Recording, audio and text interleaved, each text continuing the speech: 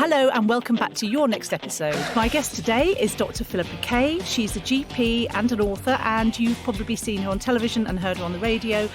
Most recently, I've seen her a lot on BBC News, Good Morning, and also on Sky News' panel of experts answering questions on coronavirus. Hello, Philippa. Morning, how are you? Good, thank you, good. So Philippa's at home with 3 children, she's working and everything, so it's, really frantic for you at the moment, isn't it? We're in week 4 of lockdown, I should say, for the recording. So, yeah, I think it's frantic for a lot of people, but I think that with the challenges, and there are challenges, primarily the fact that they want to eat all the time but not wash up, there's also actually a lot more laughter and a lot more time sort of spent together and talking and laughing and just sort of being. And in the real world, there isn't that time. So I'm trying to see the positives amidst the chaos. Yeah. It's just a mixture of both, isn't it, really? And so... but today we're going to talk about your new book, The M Word, Everything You Need to Know About the Menopause. So it came out in February, is that right? Yeah, February the 13th. And I actually was very lucky that it came out when it did. I know, yeah. So first of all, Philippa, can you explain the title of the book? Why is it called The M Word? It's called The M Word primarily because it's hard to get people to engage with something entitled menopause. And that's a real marker, actually, of the society that we live in, which is still often very patriarchal, and women's health is a taboo. And we mustn't talk about periods, and vaginas are dirty, and they're not. And all of that sort of taboo around women's health. And so the M Word is, in fact, a play on word by the very fact that I couldn't call it menopause book and I had to hide it, and that's how we did it, by hiding it in the title, The M Word. Well, it's great, but it does highlight that, the fact that it feels almost like a dirty word and there's like a stigma around it, and that's because culturally we've created that negativity around this sort of time in a woman's life. Everything in the media depicts menopausal women as being tired, frumpy, hot, grumpy, and the conversation needs to be more positive around it. Absolutely. So I think that if we go back even, 50, 60 years, your purpose as a woman in the society that we live in was to look attractive and to bear children. Once you are past the point of bearing children or having the possibility of bearing children and your looks change, then essentially there's no point to you anymore. And when you have the Deputy Governor of the Bank of England, as little as 2 years ago, described the economy as menopausal to mean stagnant and past its best, that rhetoric sort of hasn't changed. No. And yet the role of women has changed significantly. We have more women in the workplace than ever before. The role of women to be able to do things that they have never even considered possible before means that we have to really change how we think about the menopause. And quite frankly, we are going to live 1/3 of our lives after the menopause, and I don't want to live 1/3 of my life miserable. No. And do you think then, so years ago we would have had the menopause and then probably died shortly after that. So this was, to me, the most interesting part of the book, and the part that needed the most research in a way, because the book is about the menopause and symptoms and treatments, and that's my bread and butter. That's, what I do in general practice all the time. But the sort of social anthropology bit about why women go through the menopause was a new area for me. And interestingly, it's us and some kind of whale that goes through the menopause and live for a period of time after it. So even our closest genetic relatives, the apes, they go through menopause and they die within a few years. Even in matriarchal societies like elephants, they go through the menopause and they die after a few years. And so you sort of begin to think, well, why is this happening? And there are lots of reasons about being able to look after your children and your grandchildren and not competing for the same resources. But actually, 200 years ago, you probably died within a few years after your menopause. And it may simply be that we are living longer, but bits of us age quicker. And that might be the reason, but the truth is we don't wholly know. But my favourite animal who goes through the menopause which actually isn't in the book, but it really talks about changing the rhetoric around the menopause. And it's this: there is some kind of locust, I can't remember the exact name, in Asia, where the insects, the female insects, go through a menopause. They don't stop bleeding because they don't bleed because they're insects, but sort of they have a post-reproductive phase in their lives.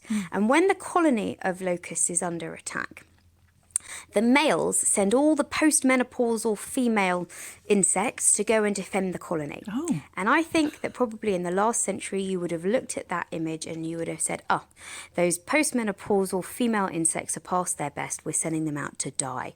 But actually you can change that entirely, and you think those postmenopausal female insects, they're the ones with the knowledge, they're the ones with the power, and we are sending them out to protect everybody else. Yeah. And that's actually, I think, a really wonderful way of thinking about the menopause and the wisdom and experience that you could have after that. And so that's the kind of insect that I think I would like to be.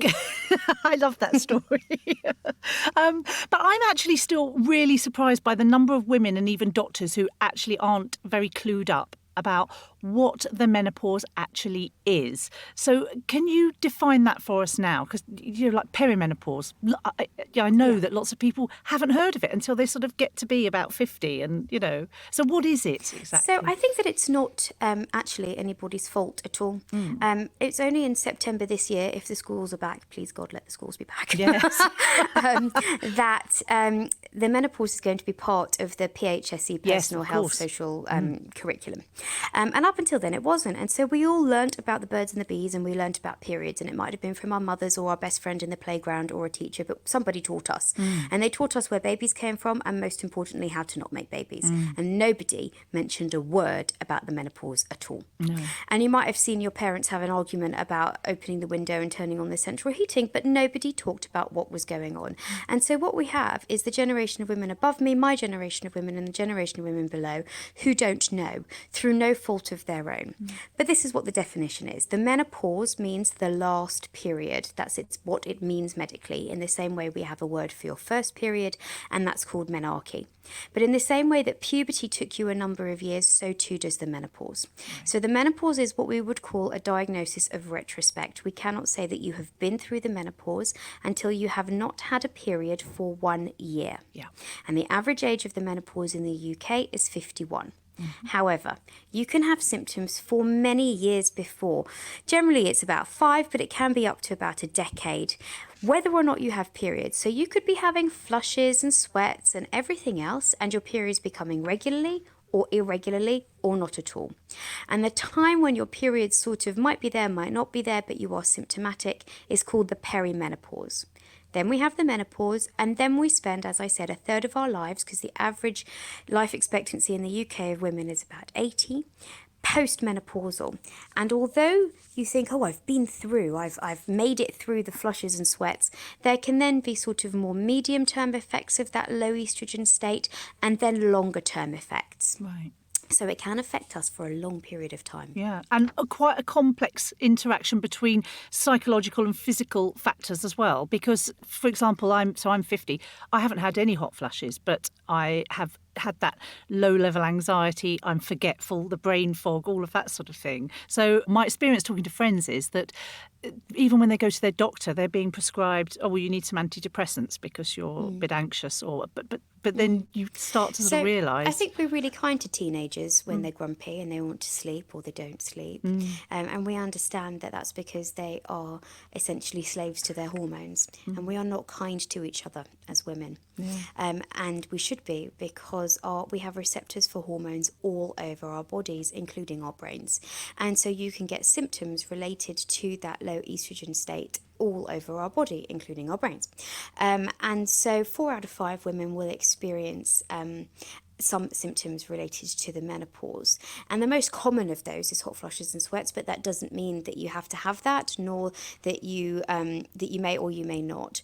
And so there are lots of physical symptoms. You can have headaches, you can have joint pains, dry, itchy skin, insomnia, fatigue, and then the psychological symptoms, and they are really estrogen dependent and testosterone dependent symptoms.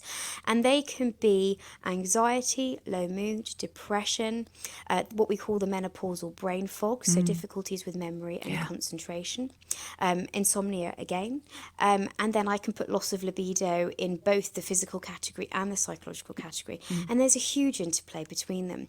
But NICE is the National Institute of Clinical Excellence, and what their job is to look at all the research and make recommendations to doctors as to what is the most evidence-based treatment. And it's actually really clear in its guidance on the menopause that if you are somebody who has not had anxiety or low mood previously and it begins to develop it in their 40s, 50s, that it's most likely to be related to the menopause, and therefore its treatment should be with hormone replacement as opposed to antidepressants in the first line. That doesn't mean that you can't have antidepressants, but it means that HRT is probably your answer. If you're somebody who's suffered with depression or anxiety in your 20s, 30s and 40s, then that's less likely, and it may be that antidepressant is a better choice in the first option. But for many women, it's actually replacing those hormones that makes them feel like them again. Yeah, just one of the reasons why it's so important to start having these conversations and, talking about it. And, your book, The M Word, has a holistic approach. It's not lifestyle versus medicine, but it encourages an approach where the two work together. I really like your tone in the book. And when I've seen you on TV, it's really clear that you've got a real skill for giving the information that women need in an easily digestible way. And the book's very positive and uplifting, and your sort of chatty, light-hearted tone really shines through. So, as I was saying to you earlier when we were chatting before, the book feels like the only book you really need. Buy that, that's it. You're good to go. You're covered. But women really do need to get informed, because also sometimes doctors aren't as informed as you would expect them to be. And again, not bashing doctors, but they don't actually get to cover it a lot, do they, in their training? Yeah, so you could technically I don't remember menopause being covered in medical school. That may be my memory, but I remember quite a lot of medical school, thankfully, and I don't remember that being covered. And I did gynecology as a medical student and never went to a menopause clinic. And then I was always very interested in women and children's health, and so I did jobs in the hospital when I qualified in obstetrics and gynecology, and interestingly still never worked in the menopause clinic. So got to general practice, and it hadn't been part of my training as such. And now that's true of quite a lot of things, in that you can't, until you see them, you don't know them. And whilst I went round the hospital and I worked in A&E and care of the elderly and stroke and psychiatry and obstetrics and gynecology and paediatrics, I didn't, for example, do an ENT job, an ear, nose and throat job.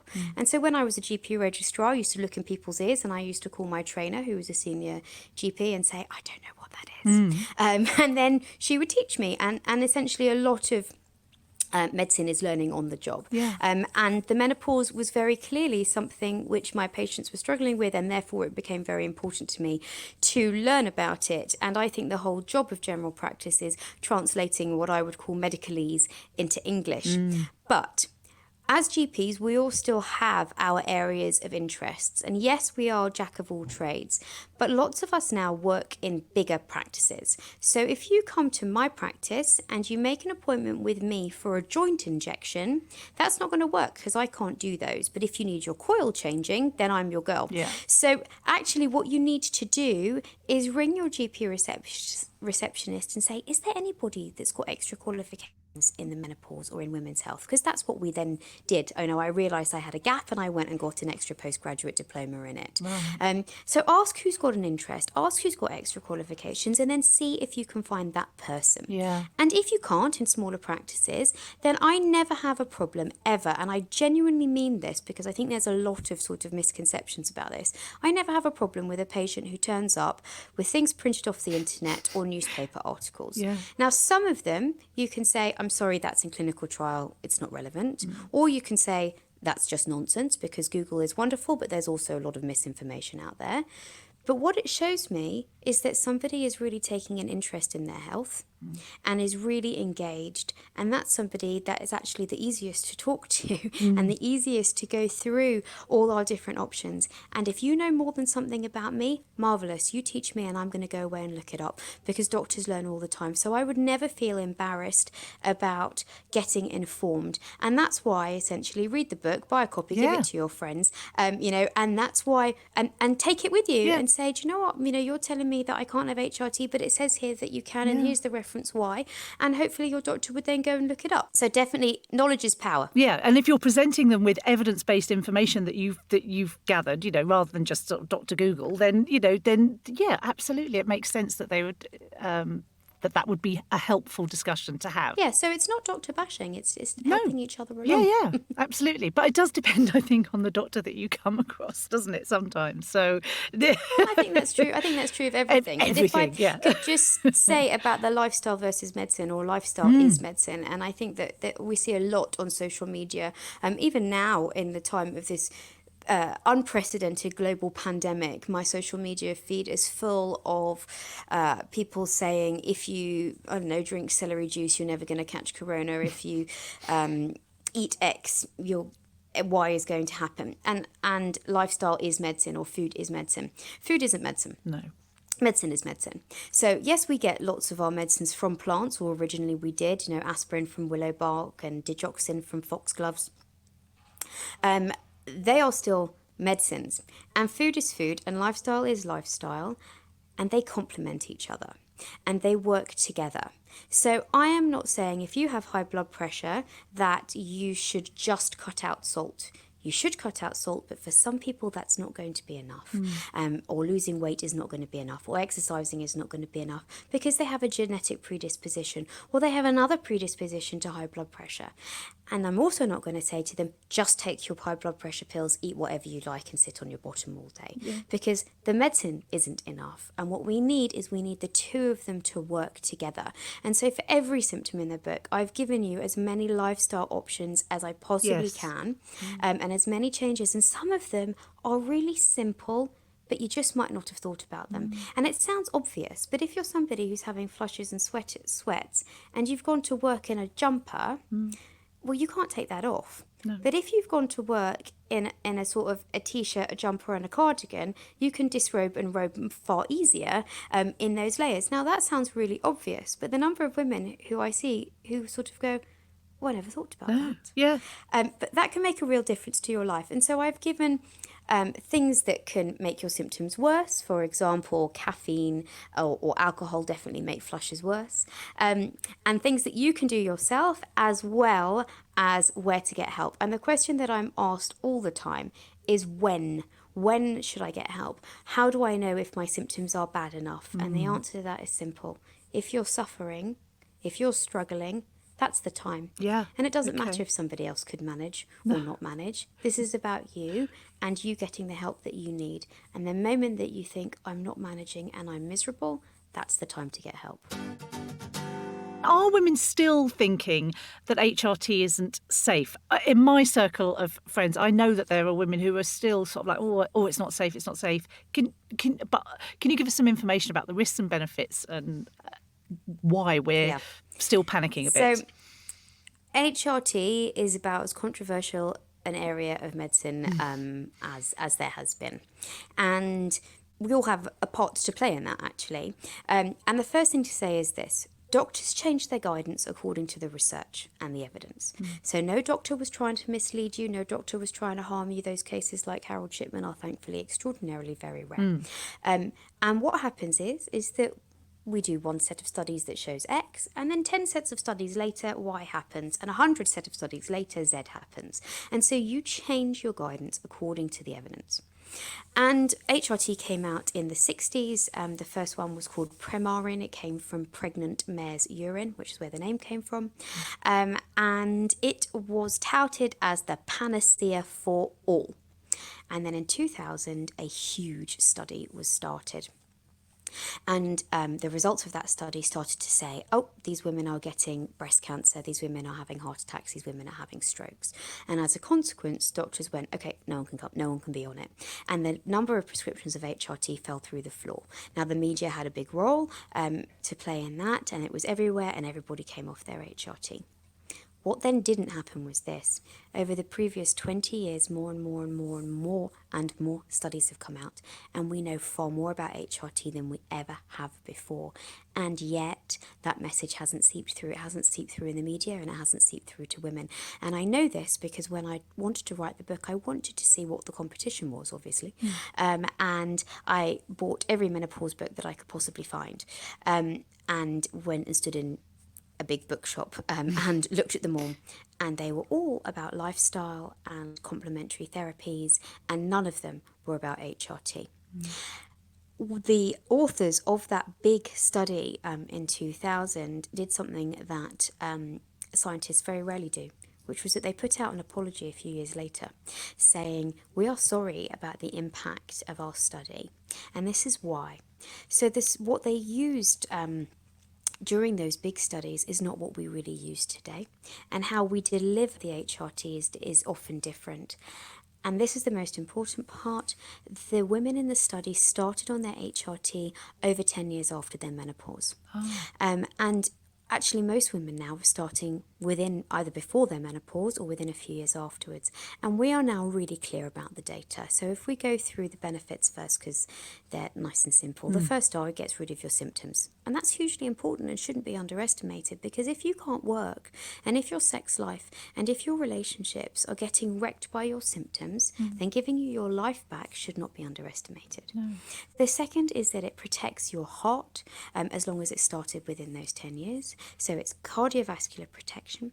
It protects you against osteoporosis and protects you against dementia. Now, and I'm frightened of dementia. Risks. Big one. People worry about breast cancer.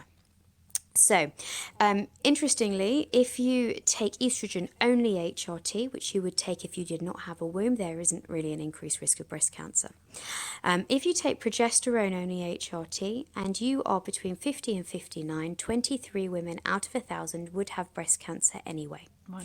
If you take combined HRT, 4 more women will get breast cancer. But that increase is small, so less than 1%. You are less likely to die of breast cancer if you are on HRT, and that's because your breast cancer is more likely to be what we call hormone receptor positive, which means it's easier to treat. If I put those numbers into context with something else that you might be doing, if you smoke, if you drink, you increase your cases by 3 and 4 respectively, so the same amount of HRT. And if you have obesity, you double your risk, another 24 cases per 1,000. So actually those risks aren't very big, and all causes of mortality, all causes of death are less likely if you are on HRT. The other risks are about stroke, and if we deliver the HRT, the estrogen part, through the skin, either as a gel or a patch, those risks don't exist. Right. So actually for most women, the risks are very, very small when you compare them with the benefits. And a sort of headline or take-home message is this: if you are under the age, if you have a premature menopause, taking HRT is hugely beneficial, and there are no increased risks up until the age of 50 because you are simply replacing the hormones that would be there. If you start HRT between the ages of 50 and 60, the benefits tend to outweigh the risks. If you are starting between 60 and 70, and note I say starting, not continuing, if you're starting, the benefits and the risks are about the same. And over the age of 70, the risks probably outweigh the benefits to starting. But if you start within 10 years of the menopause, there is no stopping point as long as those benefits continue to outweigh the risks. And for many women, they make an informed choice every year about what it is that they want to do and whether or not they feel those benefits outweigh the risks. And for many women, they do. So I started taking HRT last year, just before my 50th birthday. So I can carry on, I can just carry on, can't I? And will that need to be built up and up and up and up and up? Good question. So when women start before they go through the menopause, there's often a little bit of ovarian function there. So you're still going to be producing a little bit of estrogen, testosterone and progesterone. And so some women will say after a few years, I don't think my HRT is working. And that's because their ovaries have finally actually stopped working entirely. I see. And so they don't have a little bit of hormone from themselves and a little bit of hormone from HRT. And so we need to up the dose of HRT. But once you hit your sort of steady state, that tends not to happen, but it can happen often at the beginning, Right. or in the first few years. If you are happy to continue and feel that those benefits of continuing are worth it for you, as long as you suddenly don't develop high blood pressure, you suddenly don't develop breast cancer, then we can do that. So it really depends on what else is going on in your medical history. Yeah. So we would say that you should have an HRT check every year with your doctor in order to ensure that those benefits outweigh the risks. Right, okay. And can I also ask about testosterone, which isn't it's sort of immediately offered? Should we be pushing for it? Your ovaries make 3 hormones. They make estrogen, progesterone and testosterone. And most of your symptoms are actually going to be related to estrogen deficiency. Testosterone is what we consider to be the male hormone, but women actually make some of it. And you need it for lots of different things. You need it, it regulates it's one of the hormones that is involved with your metabolic rate, so how quickly you burn your food as energy. It's involved with libido and sex drive, and also energy and basically your oomph and your get up and go.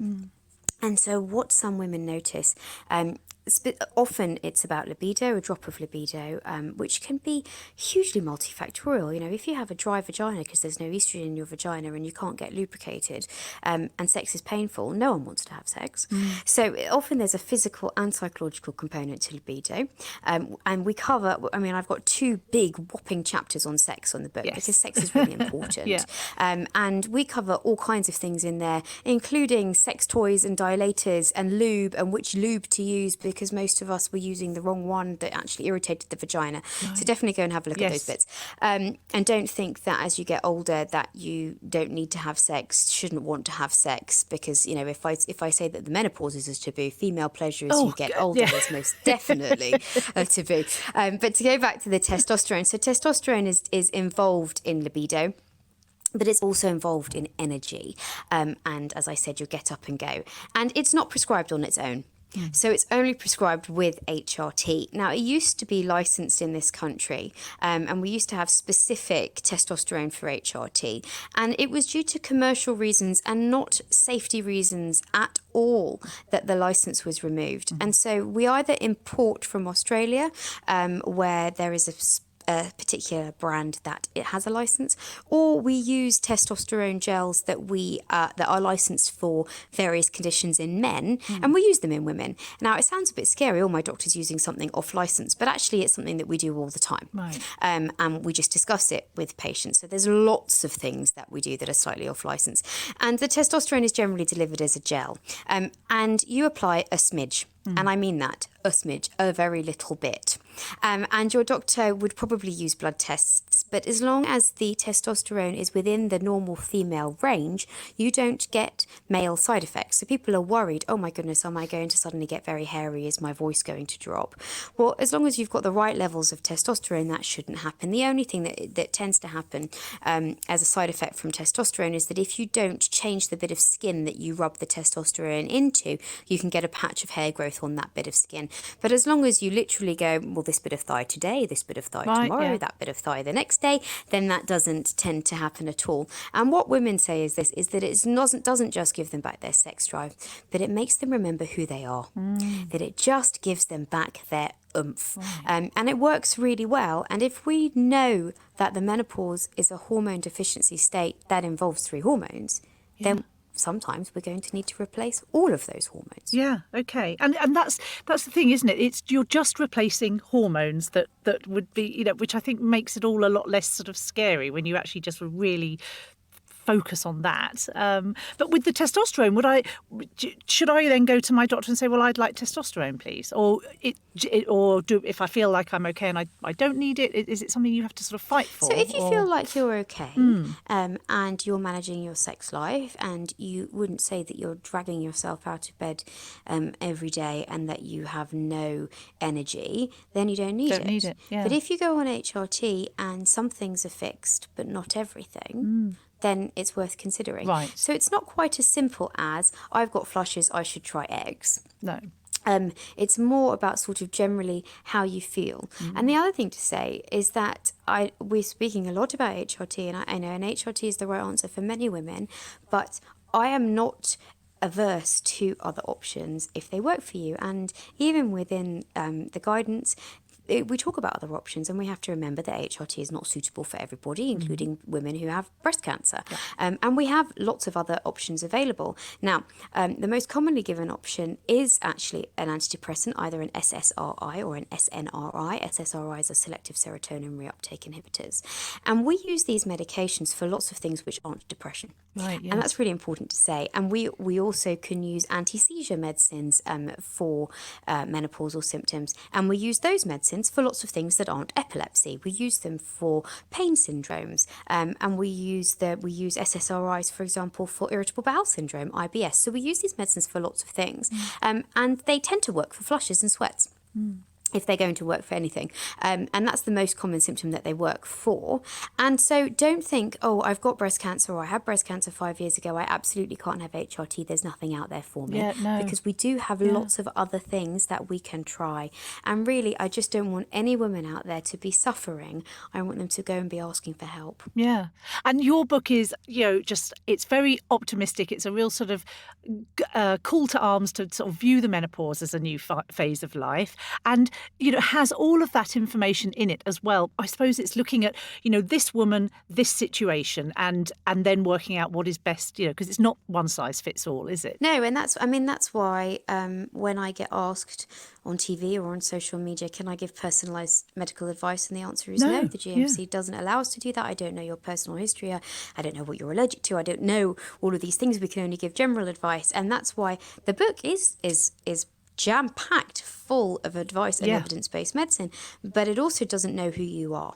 And that's why you read something like this and then you go and talk to your doctor, and together you work out what's best for you. And sometimes there's a bit of trial and error. Sometimes you take for example, you start on estrogen and the starting dose of an estrogen gel is 2 pumps a day. And you come back in 3 months' time and you say, do you know what, my breast is so tender I can't bear it. And you say, okay, well then we're either going to try a different way of delivering the estrogen or a different estrogen, or I'm going to drop that dose. Or you say, it's not enough for me, I don't feel anything. And I say, okay, I'm going to increase that dose. And so sometimes it takes a little bit of trial and error and tweaking and a good relationship with your doctor to make it work. Yeah, but I think as well, going in, being informed, and in a very, when I went to speak to my doctor, she wasn't terribly sort of friendly, and I hadn't seen her before, and I went in, but I didn't go in and say I want to be on HRT. I just said really nicely, I'd like to have a discussion with you about HRT, and I've done a bit of reading. And then she,